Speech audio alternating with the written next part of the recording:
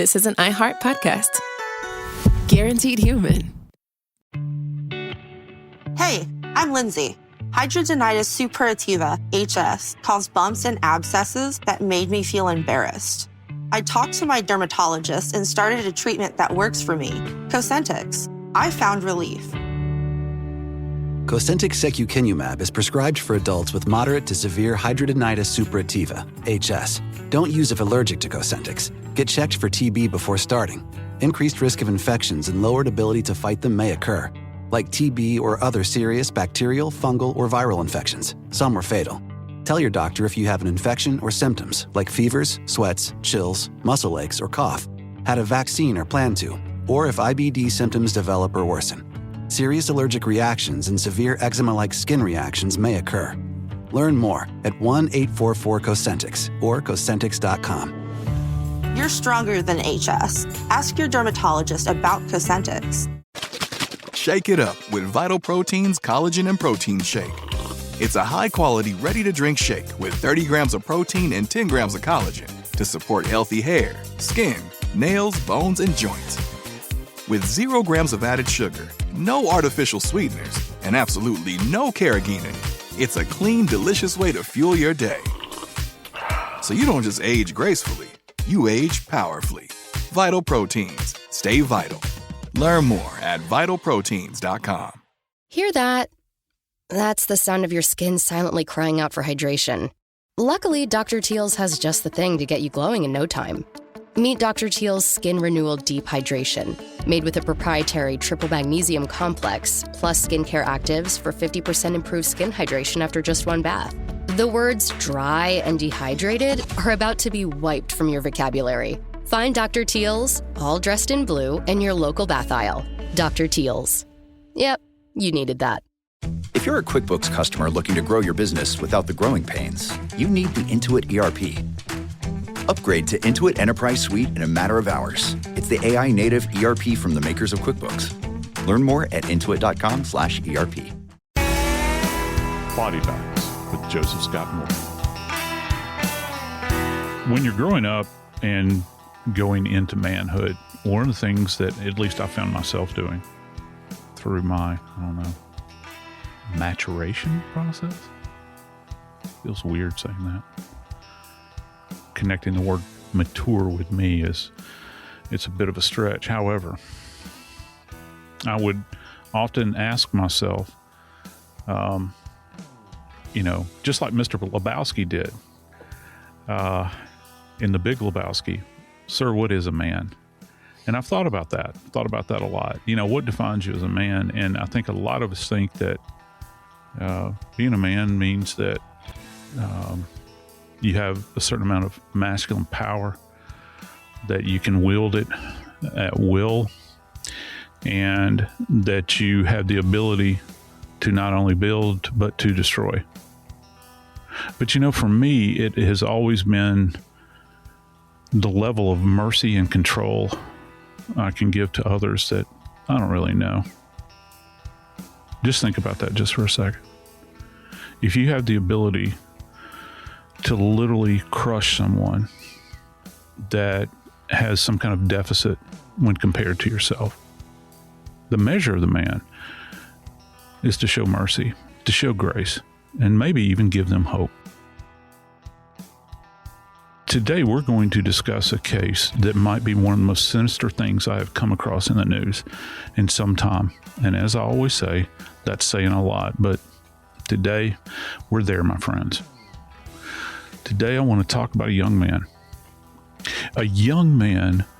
who is probably got some mental disabilities, that was at the mercy of not just one male, notice I didn't say men, but two, that chose to do one of the most horrific things that I've read about in some time to this poor, defenseless kid.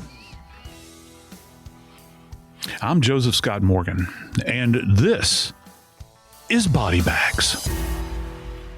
Brother Dave, I was sickened by this when I read it. I use terms like plumbing the depths, that we can't take the measure of. House of depravity has no basement. I say those things all the time. They're rote, people get tired of hearing it, but I'm beginning to come up, or I'm beginning to fail at coming up with other descriptors here, other than right now. I think the only word that really suffices is evil at this point in time. Well, here is the nutshell, gang, and this is what we're going to break down for you. 3 males are charged with killing Matthew Wisman. Now, Matthew was a man he's 24 rather, and he did graduate from high school in 2018. Matthew Wisman grew up to be a wonderful young man, very trusting. He trusted his cousins because they were his cousins. And even though they were mean to him, and when I say mean, I'm not just talking, Joe, about they played jokes on him and pranks on him. I'm talking about they were abusive towards him, physically, verbally, and any other way they possibly could.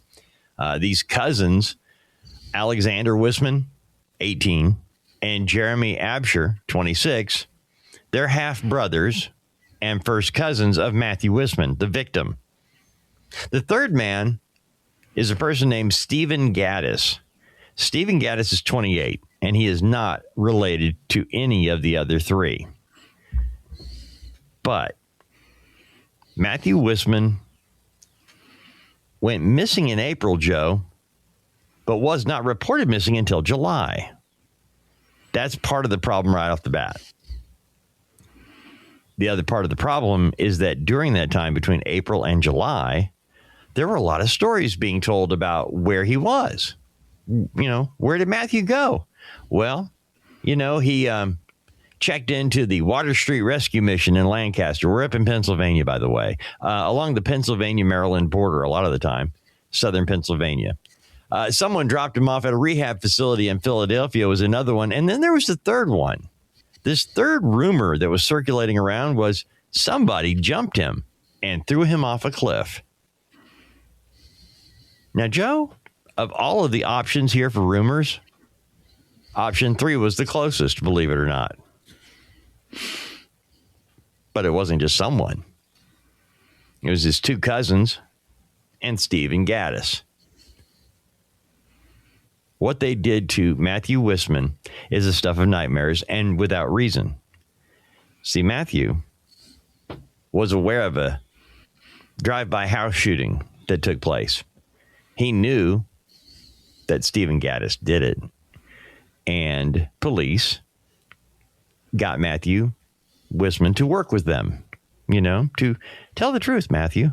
Now, Joe, I don't know the rules of law when it comes to this. I don't know if police can talk to somebody who is, I don't know the rules, I guess. But Matthew Wisman, at 24, was working with police to solve this crime. You shoot into a house, you shoot into an occupied dwelling, you can kill somebody. It happens. Yeah, So I don't think there's any legal proviso. If someone is an emancipated adult and that they've been deemed either by the state or some medical facility that they can live independently, and there's nothing to say that he could not have lived independently. Yeah. He, look, in the public, there's nobody out there that is perfected, that you're going to come across on the street. Everybody has got some type of deficit. Okay. Even the seemingly most healthy among us. All right. It all depends on to what degree they are. Now, if the police were to take someone that they'd have to be aware of it, that they could leverage because of some kind of mental incapacity, I could see that there would be problems with that. But no, I don't think that it would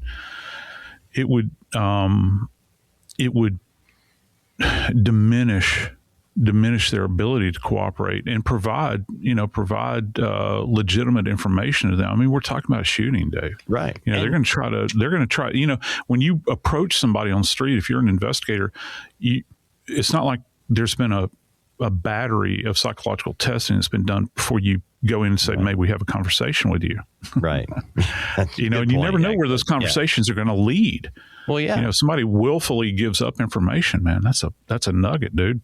And Matthew did. And on his phone, Joe, there were text messages between Matthew and I'm assuming, because they didn't say who, but I'm assuming it was the law enforcement, investigators, And in these text messages, Matthew is sharing information, and it was those messages, the idea that he was going to tell the truth, that led to his demise.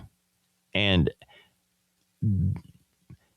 I really, you pointed out the depth of depravity, and how far we go down. You got a 24-year-old man, Matthew Wisman, his cousins, Alexander and Whisman and Jeremy Absher and Stephen Gaddis. They're all together, and they take Matthew's phone. Stephen Gaddis looks on the phone, sees text messages that Matthew is telling cops what happened, and that sets in action everything that we're going to tell you about now. It begins with Matthew Wisman telling police the truth in text form. That's what led to... Yeah, I'm sorry. So this goes back. This goes back all the way to, what is it, January 24th, the shooting took place in Maryland? Right. Is that accurate? Yes. And he knew at that moment in time that this one individual is connected to it. So this is not something that, this is something that information he had held on to for some time. Yeah. And you really wonder what's going on in the minds of individuals that, is it festering in their brain the entire time? Because you've got a perpetrator that has fired a weapon that is involved in a shooting. And is it festering? Is it festering right beneath the surface? But isn't it curious how the target, for this is somebody, it's not the strongest among us, right? Right. But it's the weakest. And they're probably seeing this young man as literally the weakest link. I really wonder how many other people were threatened along the way that may have had knowledge of this, Dave. Oh, wow. There's no telling. Based on what we know now, there's no telling. So you've got the shooting in January 2024. You've got investigators doing their thing. And here we are. It's April. And they being the two cousins and Gaddis, get Matthew alone, find out that he is telling police the truth. That happens the first week of April. Okay, now, Joe? I think one of the big questions here, Dave, is if this poor young man is communicating on his phone and there are text messages, how does one go about compelling said young man to open his phone and display what he has been talking about in confidence to the police? This is, in fact, where the story begins to take a very, very brutal turn.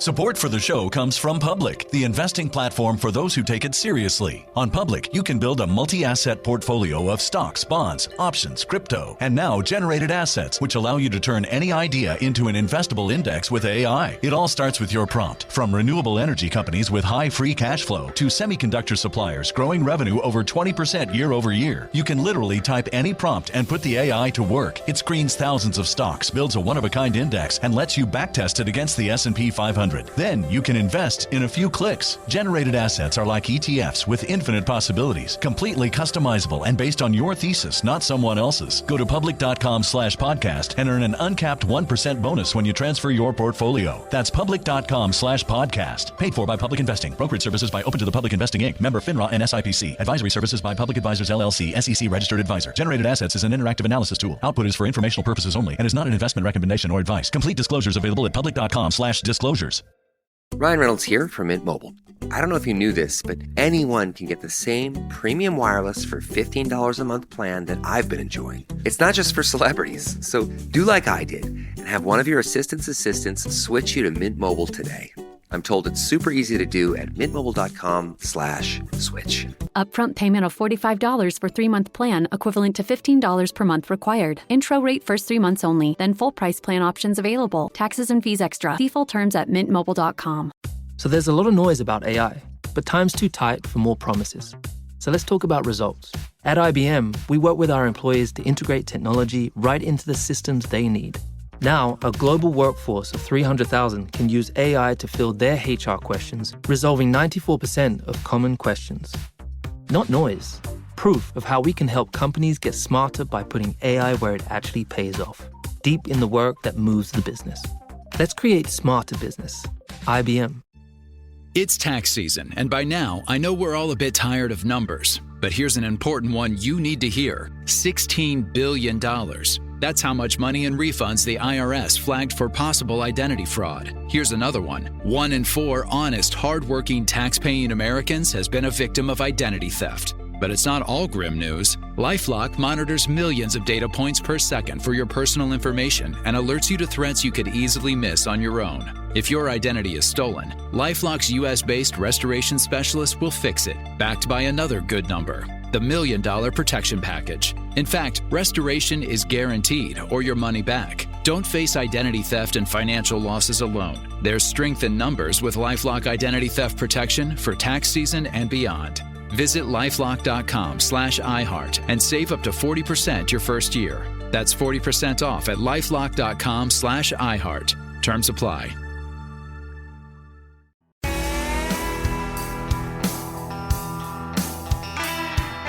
You know, Dave, police investigators go to all kinds of lengths to take phones nowadays because they are, you know, as I've well stated, they're crime scenes that exist in our pockets. I like to refer to cell phones in that manner now because they tell everything that we're doing, and they see everything, they hear everything. And they spend a lot of time, cops spend a lot of time, you know, getting warrants and those sorts of things to get phones opened. And how many of these cases have we covered over the years? Wow. You know, relative to, you know, crime stories, you know, that you and I both appear on, where we're, you know, it's almost like a race against the clock, you know, and they want to get to this data.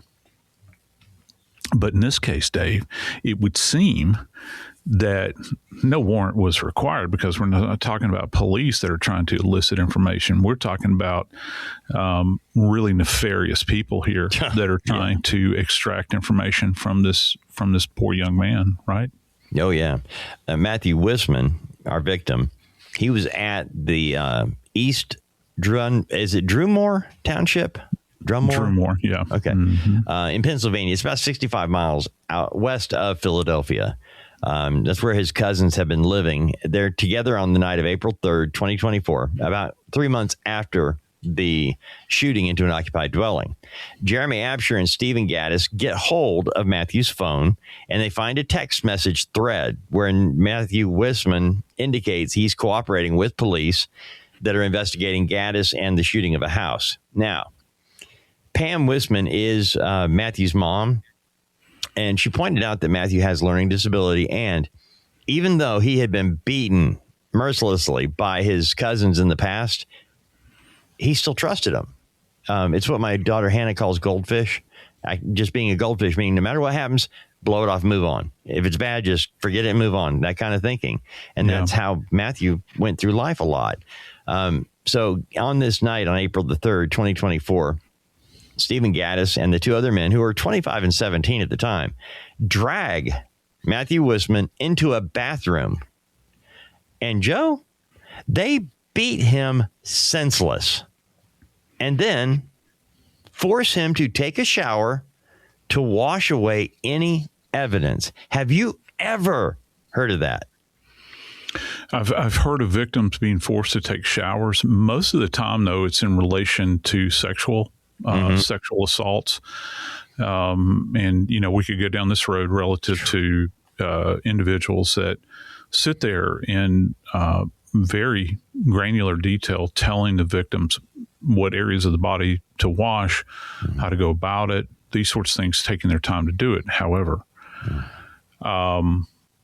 in a standard beating, what are you going to do? Wash off contusions? Wash off abrasions? You know, that serves no purpose at the end. I mean, I guess you could, if he's bleeding profusely, which now I got to be honest with you, we will never know.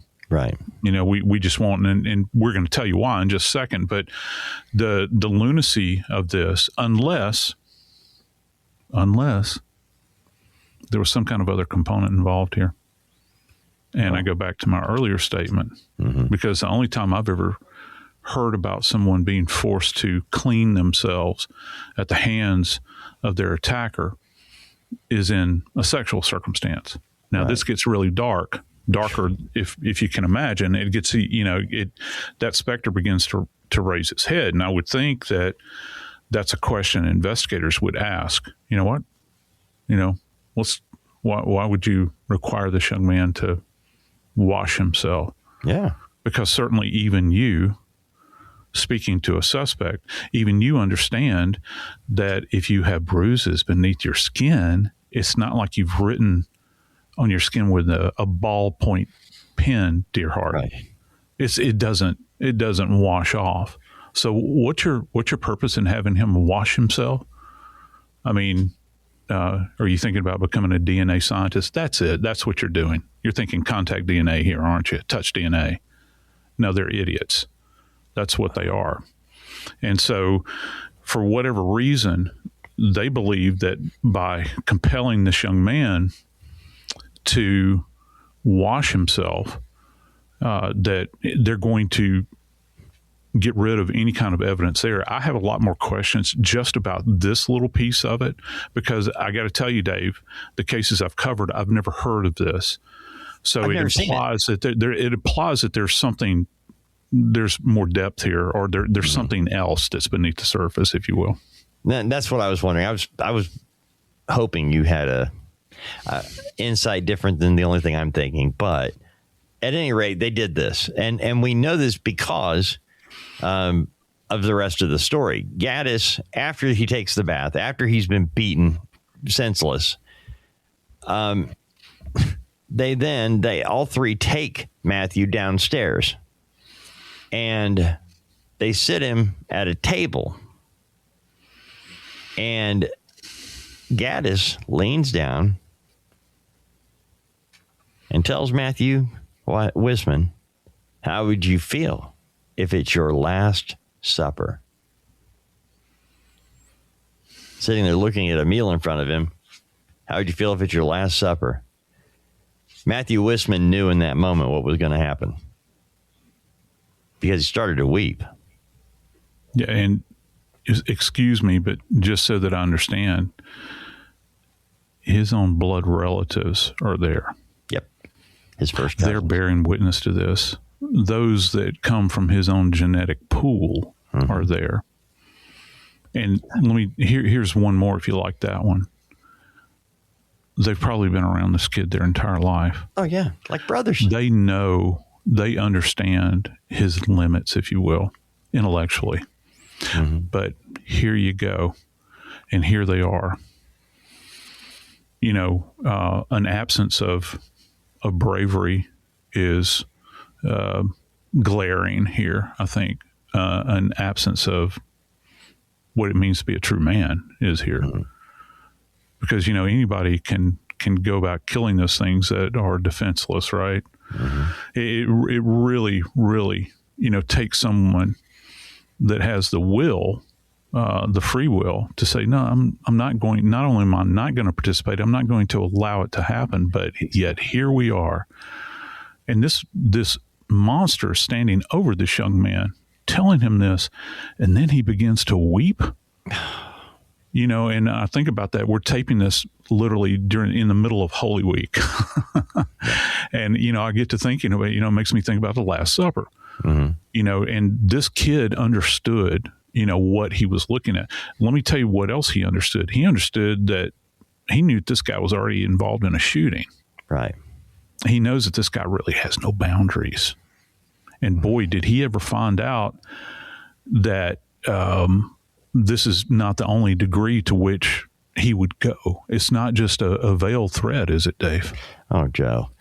After the Last Supper, Stephen Gaddis loads up 2 syringes with fentanyl, and then the 3 men forced Whisman into a vehicle, Now, Joe, they inject him. I say they, but it's really Stephen Gaddis who injects Matthew Wisman with this lethal dose of fentanyl. He's already been beaten senseless, remember? So he's got injuries. He's beaten to a pulp. He knows what's coming. He doesn't know how. But then he is injected. They hold him down, on Stephen Gaddis' command. Hold him down, pull up his shirt sleeve, and jab needles into him and shoot him full of fentanyl. And then drag his body. They wait until he dies. He's got no pulse left. And by the way, Joe, is that when you know somebody's dead, no pulse? I mean... Yeah. It's one of the 7 cardinal signs of death. We've got 7 of them, and that's at the top of the heap. They're pulseless, lack of respiration.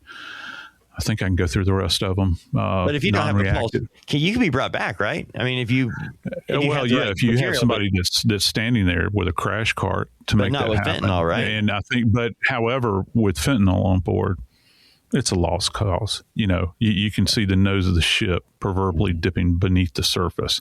There's, check yourself here. All hope is lost at this point in time. There's no way you could actually bring them back from the edge. And here's the thing, Dave. When it is stated, and the police have stated this, that it was 2 syringes loaded up with fentanyl, that's very nonspecific, right? We don't know what the dosage was, but as you and I know, just with fentanyl alone, and this has been put into some kind of liquid medium. Okay. We know that relative to lethal dosages of fentanyl, if you get, if you just take 7 grains of salt, is it 7 or 6? That represents very little. Each one of those little grains represents in total a lethal dosage of fentanyl. That's how strong the stuff is. And this guy's got 2 syringes. Now, we'll never actually know the actual dosage here. But, this is, I don't know. Maybe they're rationalizing it in their brain that, we beat him up, so we're going to put him out of his misery. Oh, and by the way, we're going to solve this problem that we have of somebody that has a direct tie to the police. But out of all things you could do, this would seem to be one of the glaring red flags that would put the police onto you even with a heavier hand, because now your primary, this is not like the movies, where you think that, well, if we get rid of this guy that has rolled over on us to the cops, all of our problems are going to disappear. No, you've just called down hell upon you at that point in time, because now they're going to double their efforts, because they know that this kid that they've, whatever format this quote unquote deal is, whatever it takes, they're going to now redouble what they were doing, and they're going to put the pressure. So now it's not necessarily on the principal, this Gaddis character. They're going to go after the 2 cousins now. Right. And that's how all these things work. We always hear, Dave, that one person can keep a secret, and that is the God's honest truth. All right. Yeah. You get 3 people in a group, your chances are almost nil that you're going to be able to keep a secret like this. And particularly when it rises to the level of now an individual is not just involved in a shooting in Maryland. Okay. Now they have involved themselves in a sure enough homicide. And brother, it's not any kind of homicide. This is a torture homicide. This is a kidnap homicide. This is a poison homicide that involves desecration of human remains and tampering with evidence.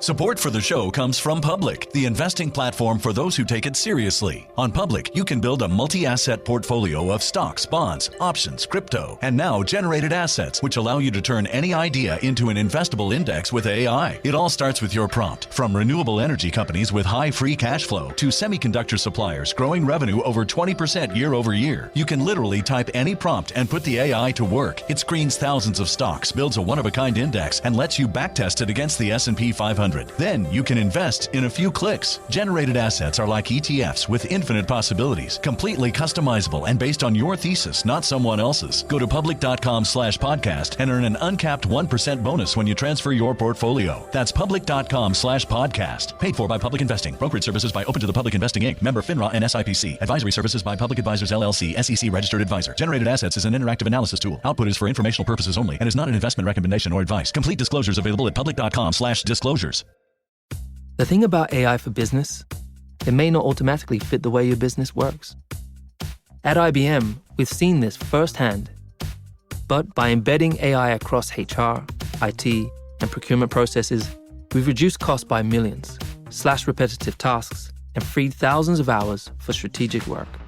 Now we're helping companies get smarter by putting AI where it actually pays off, deep in the work that moves the business.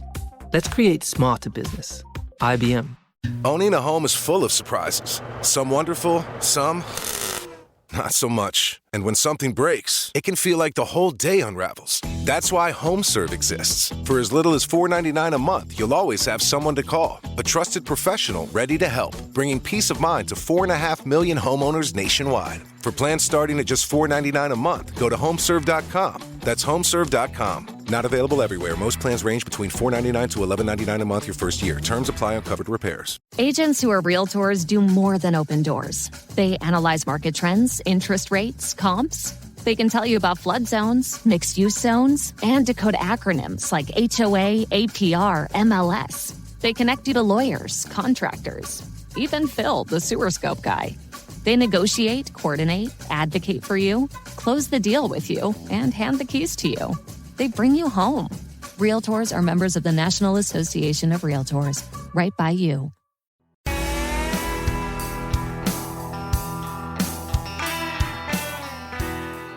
So after they inject this kid with what we believe were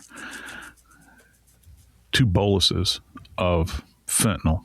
Remember, they're saying that there were 2 syringes here. They inject this kid with this. And, you know, he would have slipped off pretty quickly into this almost comatose state. They didn't take him out in a field and bury him. They didn't drop him on the hospital ramp. They subjected him to nature. They went to a bridge, Dave. And this bridge goes over a creek. And this is in like far southeast Maryland and Pennsylvania, and push this young man's mortal remains over the edge of the bridge, hoping, I guess, that no one would ever find him, and deposited him there, and then just got back in their car and drove off, man. But now, you mentioned something right before the break, Joe, and I kind of need to go back to it because I get you with conspiracy to commit murder, aggravated assault. We've documented those. Kidnapping, obviously. Intimidation of a witness, because that's what started all of this. But did you say abuse of a corpse? Did you say something along those lines? I did. And I don't even know that those charges exist. However, in my mind, as an advocate for the dead, that you and I have taken this mantle on, and we shall bear it for the length of the life of this show. These remains were desecrated. They were desecrated. They were abused, because there are accepted things that we do that separate us from animals, the way we treat our dead. And this ain't one of them, brother. You take this young man and you toss him over a guardrail on a bridge out in the middle of nowhere, and he's subjected. He's got a mama back home. He's got a mama back home that loved him and had loved him since the moment he entered this world. And he had value. He had value. He had more value than 3 thugs that are just going to allow him to float, his mortal remains float down this creek, subjected to nature, to animals, to the blistering sun, and have him decomposing there. That's not the way it's done. It's not the way it's done in an acceptable society. And I think that this really goes to the extent, for me at least, death is a mirror. It's truly a mirror on our society. It shows the reflection of who we really are. And what I mean by that, the way we treat our dead, who are the least among us, okay, is a reflection of who we are as people. They talk about that with prisoners and all that stuff, but when it gets down to it, and I know people will say off the cuff, well, the dead have no more problems. No, you're right. I guess they don't. We have a problem. We have a problem because we're incapable of honoring our dead, or certain groups of us are. And those individuals, to me, those are some of the most, I don't know how to say it. They are some of the most rotten to the core individuals that you can possibly ever come across, because they'll go to any lengths just to save their own hide. And that's what this comes down to, is the ultimate in selfish behavior. And that's kind of an understatement, isn't it, Dave? Well, they injected him with fentanyl, caused his death, and then throw his remains over the side of a bridge into the water, and then go on like nothing happened. That's so the thing is, if Matthew Wisman goes missing, okay, nobody knows where he is. Rumors start floating, as I mentioned earlier, that that he's at a rescue mission, he's in rehab, whatever. Just things are thrown out there. But finally, his mother, she's had her fill of excuses and stories about where her adult son is. And, when you're being told by cousins and, relatives where he is, oh, I think he's over here or there, you kind of believe it because you want to. But then at a certain point, a mama knows this is not normal. 3 months is too long. And she, no longer listening to the stories that are being told, she goes to the police. So already he's gone 3 months. We know he's in the creek, but she doesn't. Police begin the investigation, and I think they're able to get a good idea of what happened early on, Joe, based on who's involved here. Who were Matthew's friends? Who were the people he hung out with? So police break them down, and they find out what happened. They find out from Stephen Gaddis. He ends up, over time, telling the truth. But when the body of Matthew is found, it's August 8th. He's tossed into this creek in April, April 3rd. Joe, what condition would a body be that had been injected with fentanyl, having been, and I'm curious, does a beating before you die, is that going to cause you to decompose differently than if you were not beaten to a pulp before you were? Excellent question. Yeah. The way it causes rapid development of decomposition is if there are any open wounds. Okay. That's like, it's like ringing the dinner bell, if you will, at a microbial level, and also at just from local fauna. And what I'm talking about is flies. Because if you have open areas, like if you, and as we've talked about, I think we did a whole segment we did an entire episode on blunt force trauma. If I haven't, we're going to. We did. So blunt force trauma creates laceration. So you're being beaten. That's more than likely the type of injury you're going to sustain that leads to an open wound. And if that's the case, then all the little nasties get into that open wound. The body is no longer intact, okay, externally.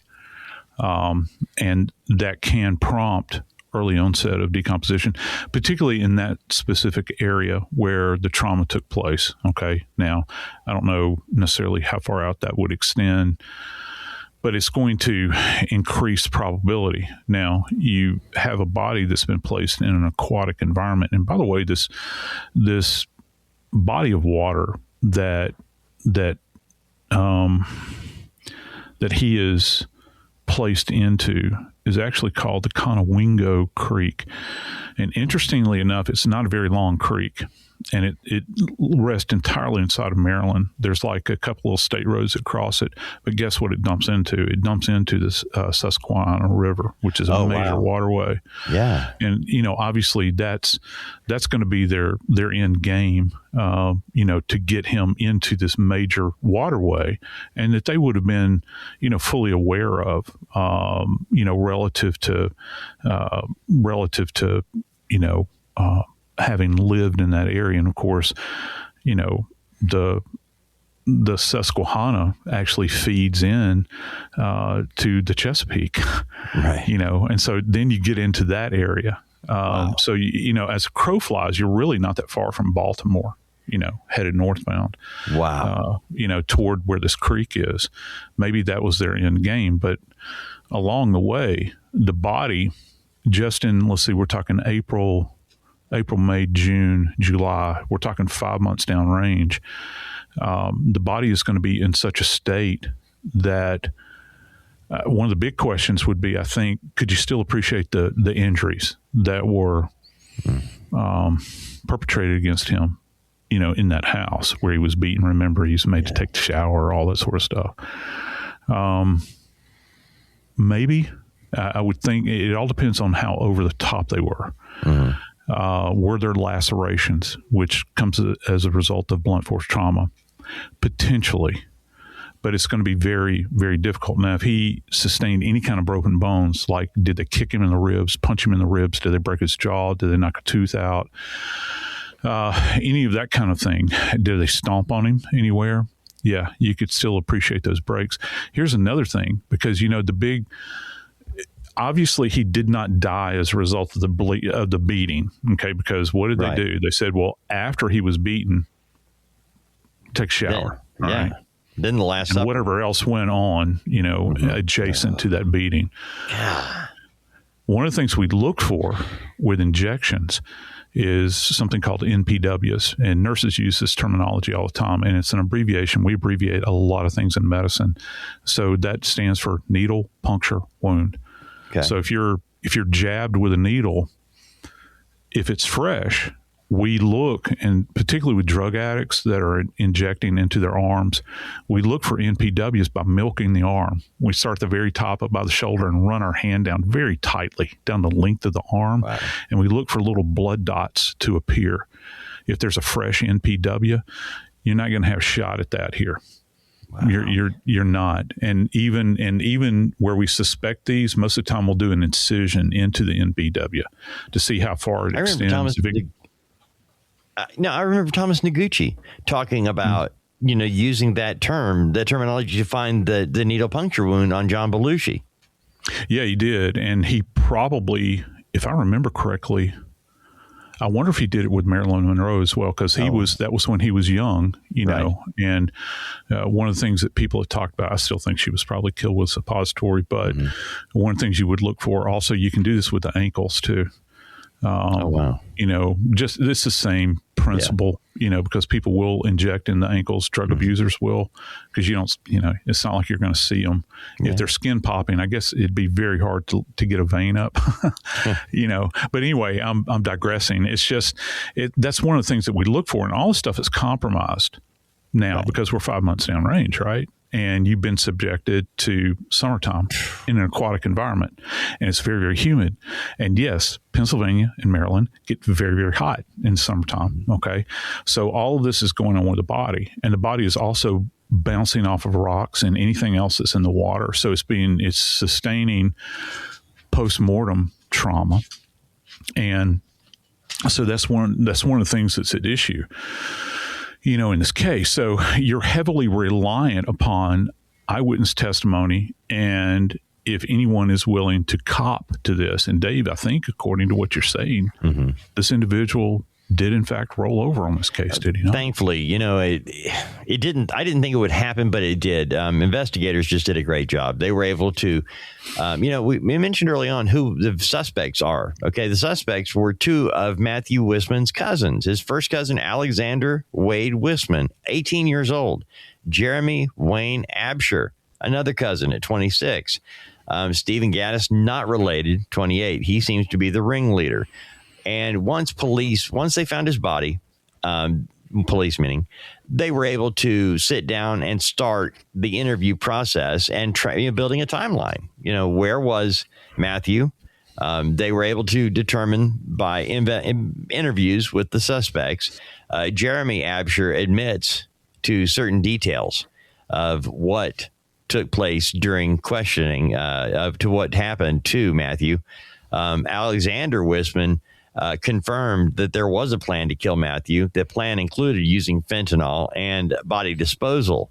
Once they got those commitments from the two first cousins, they knew Gaddis. The investigators knew Gaddis was the key. They knew that without him, none of this would have happened. And they ended up, Joe, again, go back to April 3rd. Matthew Wisman is given his last supper, beaten and killed, tossed like nothing. His body is, he's reported missing in July, body found in August. In October, they finally bring charges against all three suspects with murder, kidnapping, witness intimidation, and some other crimes that go along to it. And we've just now, in the last days, gotten a guilty plea out of Stephen Gaddis. Joe, he pleaded guilty to conspiracy to commit third-degree murder, aggravated assault, kidnapping, and intimidation of a witness. Well, I don't know. In just these few minutes that we're talking about this young man's life, this is not the sum total of his life. And I'm talking about the victim. Mm-hmm. I don't care about the perpetrators. Yeah. This is not the sum total of his life. Somewhere along the way, he brought joy. Somewhere along the way, he brought happiness. Those are two different things, by the way. Right now, I'm hoping that he is at peace as well as his mother. I'm Joseph Scott Morgan, and this is Body Bags.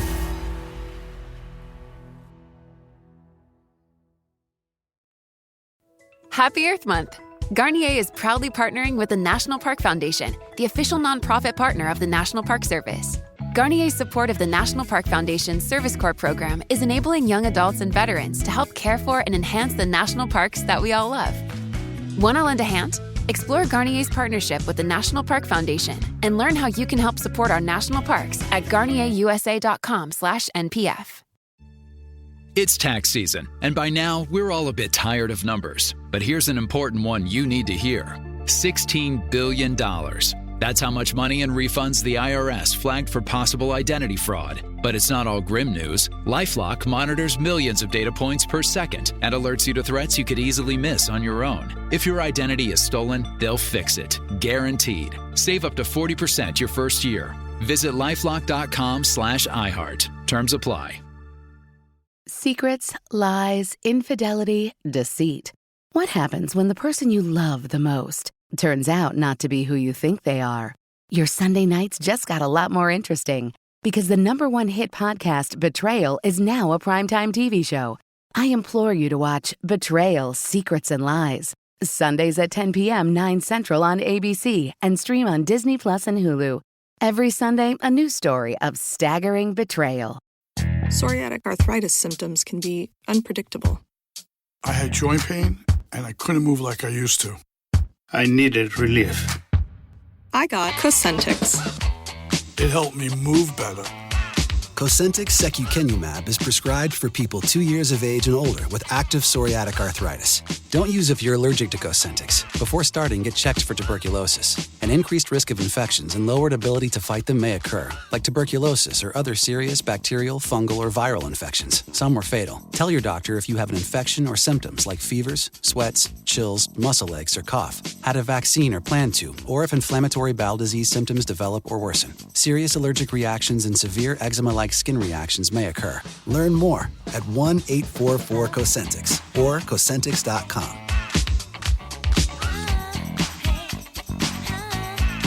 Ask your rheumatologist about Cosentyx. This is an iHeart podcast. Guaranteed Human.